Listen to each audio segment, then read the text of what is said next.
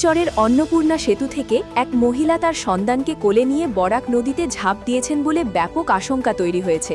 সেতুতে মহিলা ও শিশুর জুতা এবং একটি ব্যাগ উদ্ধার করা হয়েছে, যা থেকে ধারণা করা হচ্ছে যে তিনি তার সন্তানকে নিয়ে নদীতে ঝাঁপ মেরেছেন।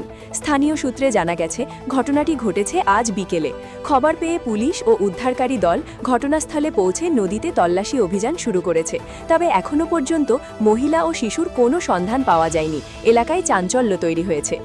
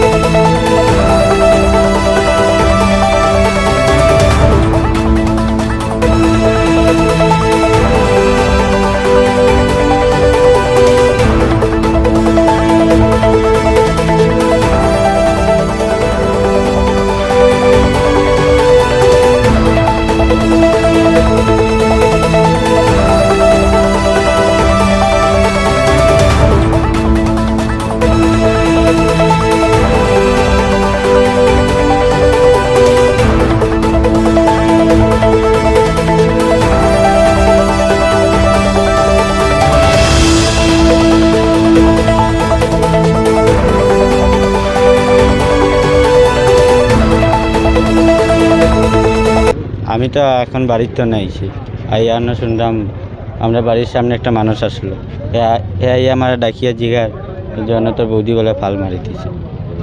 আর আমি যাইনি, আমার ভাতিজা আসলো। ওই 4 বছর। আকাশ, ছোট দুধ পাতিল বাগান।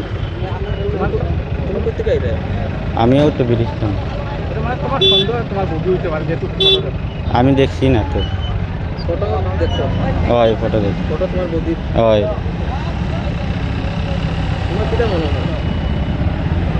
আমি তো বাড়িতেও আসলাম না, কিতা কইতাম।